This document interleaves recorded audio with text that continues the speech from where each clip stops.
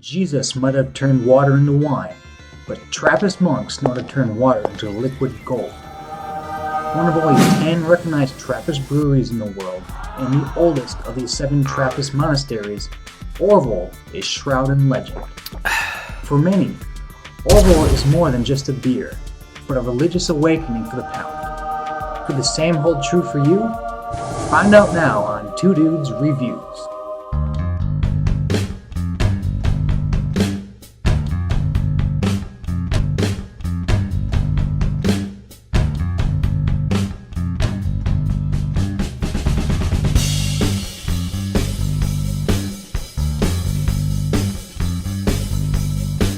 Located near the village of Florenville, Belgium, the Orval Monastery began its mission in 1070. It officially became recognized as a Trappist monastery in 1132.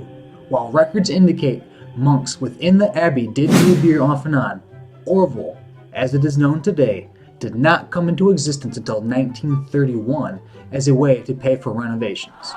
The logo of Orval is a fish emerging from water, holding a ring in its mouth.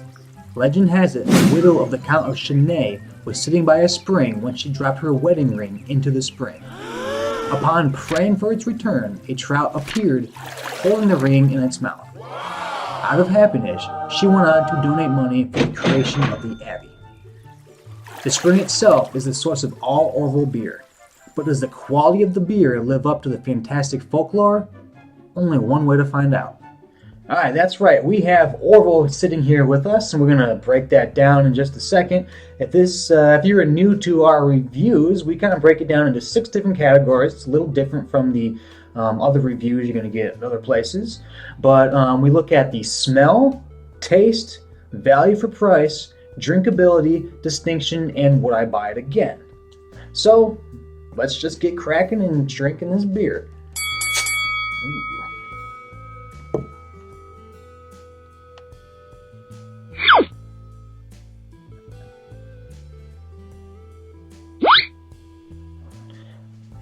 Now, Orval, like other Trappist beers, continues to ferment after it's bottled.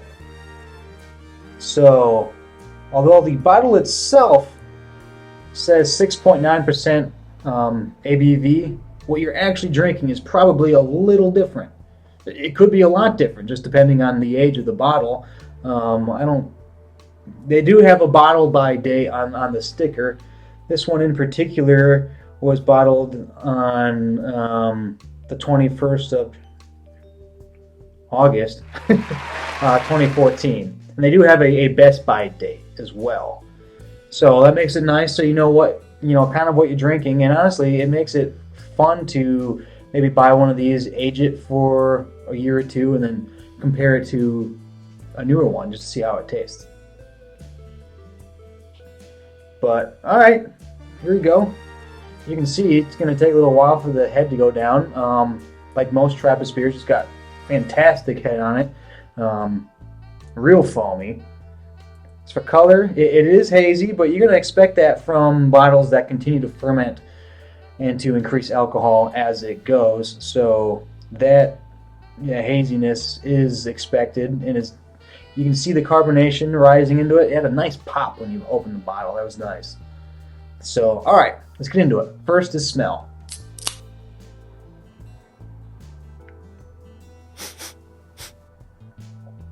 You have a nice, almost a burst of, almost florally.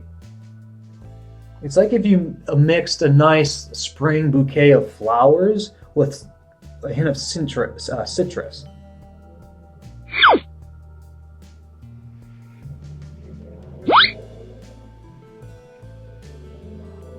You might have the slightest hint of hops. Not a lot, but it feels like it's mixed within all the sweet and lighter aromas. It is there, tucked away. You just got to look for it.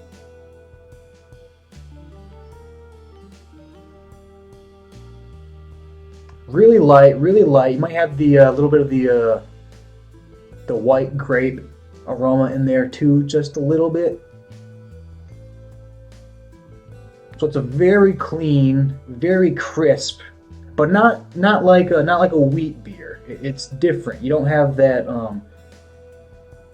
you don't have the same kind of aromas as you would with a wheat beer. But yeah, very crisp. As the alcohol content is most likely higher than the 6.9%, you don't get a hint of that at all in the aroma. So, all right, the head is pretty much down for the most part. So I'm going to recommend this for the smell. I think it's a very nice smell, and it's something that you could probably really enjoy throughout the year. So, all right, let's get into taste.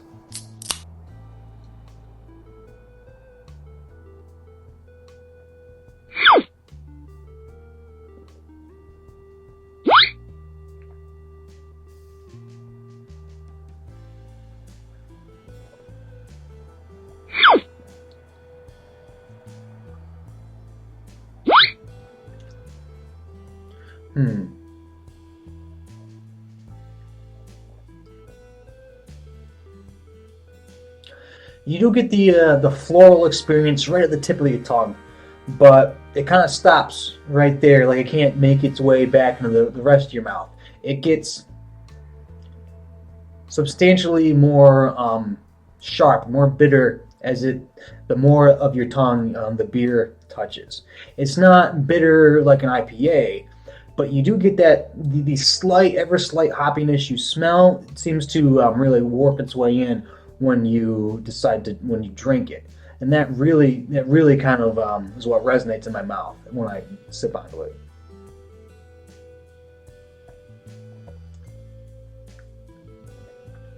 You do get some of the bubbles, you get some of the carbonation.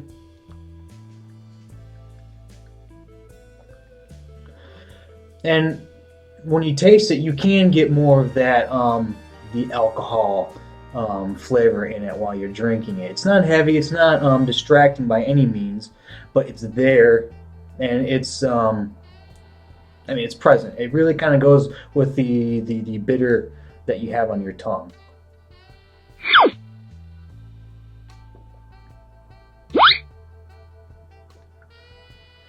And you have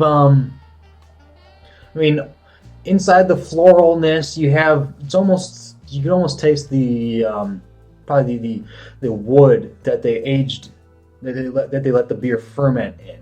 You can get that. And I know before they sold it in bottles, the only way you could get it was in a wood cask. So this is more on the newer side, but you can still get that wood aroma, and with the wood, you get a little bit of the apricot mixed in with the wood. So it's almost like you get the burst of floor on your tongue, and as it moves back, it gets more into the bitter, woodsy flavor with the more complex apricot mixed in with that. So the taste you get does not stay the same from the moment it touches your tongue to the point it hits the back of your mouth. It's very complex. It's always changing. It's not going to stay the same, which makes it very interesting.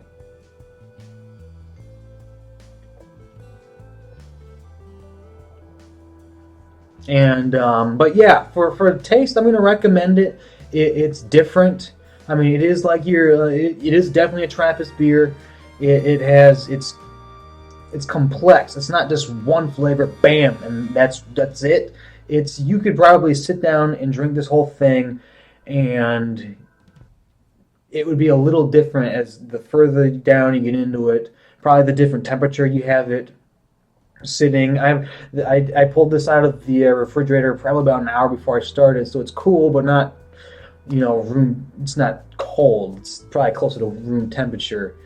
But yeah, I'm gonna recommend it on the taste just because it's different, it's enjoyable, and it's complex. So next is value for price. I have never seen this bottle outside of singles. I don't. You could buy it in groups, but I've never seen it in a pack. And one bottle, I believe, by like $5.50 to $6. I'm guesstimating at this point, but it's right around that. Probably between $5 and $7 for, a single bottle. So it's up there. It's probably not something you're gonna get a six pack of, just for the fact that you don't feel like spending $60 on on six and tax and all that other stuff. So of course it'd be closer to 45, 50, but you're probably not going to spend that on a six pack. That's a lot. So when you get this, you're probably only going to drink one, maybe two, or just buy one or two. And that's if they have a whole bunch where you get it. So they don't overproduce this in the Trappist, in the Abbey. It's very limited. So for one, yeah, I mean for one, and to just enjoy it on occasion, I think it's a good price for it, for what you're getting. And one thing, all the money that all the proceeds that are made from the bottle, from the sale of the beer goes to local charities where it's from, which is it's fantastic. So it's not like you're just feeding some giant corporation. It's all going back into local charities in the community, which I kind of want to know, can I write this off on my taxes as a charitable deduction? I need to call them around because I think I might buy more of these if I can just write them off.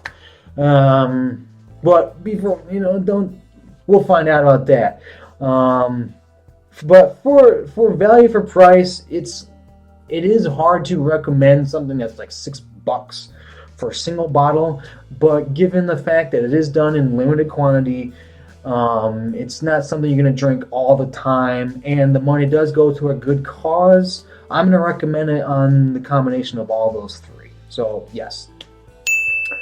Now, category 4 is drinkability. Can I drink multiple ones of these in succession? Will I enjoy it if I do? Now, that's one of those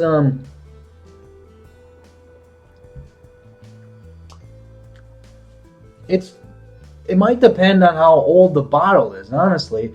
I feel like as it sits and ages, if I was to wait to 2019 to drink this, I think the alcohol level would be super high, and I could not drink more than one. I think it'd just be so high. It'd be a session beer, and I'd have to cut it at one, and that's it. At the listed 6.9%, it gives the illusion that maybe you could drink two or three if you felt like spending the $20 for 3 bottles.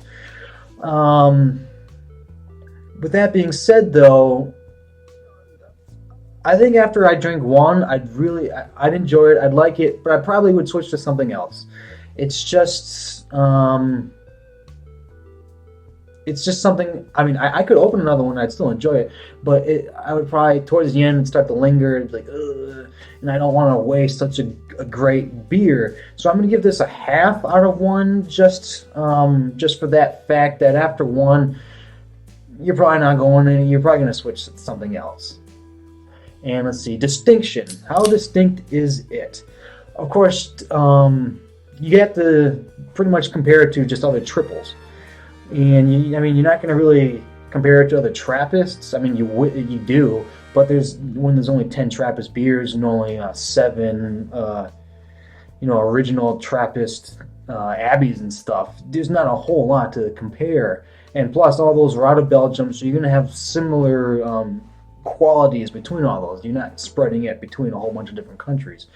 With that in mind, though, just comparing it to other triples, the distinction is there. You don't get, from all the others I've had, all the other triples I've had, I don't get the floral bouquet from others that I do with this. And I don't get the evolution of flavor when you're drinking it, how it's almost always changing, when I drink the rest of this bottle, it'll probably be different from when I started it.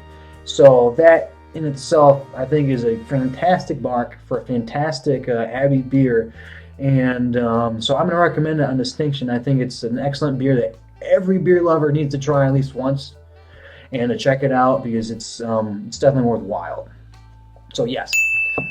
Now, last one is, would I buy it again? Of course, you have to really consider the price. It is high up there. But considering it is, I really enjoy the flavor. The smell is one of the best smelling beers in terms of just, you don't usually get a lot of complexity out of the smell. Usually you got to, it's just not there for a lot of things. This one, it's almost, you can almost, put a little on, do a little of that, and then for a nice citrusy perfume almost. And which would make it, that'd be interesting if the monks started, going cologne. But with everything, despite the higher price tag, I would buy it again. It's one that I wouldn't mind having on hand in my fridge from time to time. I'd go broke if that's all I bought. But it's I'd definitely keep it in stock just for when I can enjoy it from off and on. So yes, I would recommend it for would I buy it again. I will probably buy it again at some point. So yes, it all comes down to it. This is a 5.5 out of 6 beer. So it's very enjoyable. I highly recommend it. Anyone that's never had it before, you're probably not going to find it at your local grocery store. You got to go to more of a specialty store or specialty beer store, or just look around. It's not completely difficult to find, but it's not at just the normal spots. So that's my review of Orval. If you've had it, let me know. Write in the comments. I'd love to see what you think about the beer. Maybe you love it. Maybe you're not a fan of this kind of beer. This is kind of one of those beers I think you either really totally love or that's just not your thing. But yeah, let me know in the comments. Please subscribe to our station. We're adding more reviews all the time. We're getting a little more into the information. We don't want to just review the beers. We want to add a little bit of education, a little bit of fun, be a whole little production. So please subscribe so you can check out all of our new videos. And you can follow us on Twitter at 2dudespodcast. You can email us questions at 2dudesinasixpack@gmail.com. And please check out our actual podcast. It's 2 Dudes in a Six Pack. You can find us on iTunes, on Stitcher, Tuned In, really anywhere you're going to get your podcast, you can find us. Just remember when you're searching, it's the numbers 2 and 6. Don't spell it out. Because if you're looking up 2 Dudes in a Six Pack on YouTube and you write out 6, you're just going to find a bunch of ripped working out dudes. But that's it for today. So go out and check out Orval, and I will see you again later. Cheers.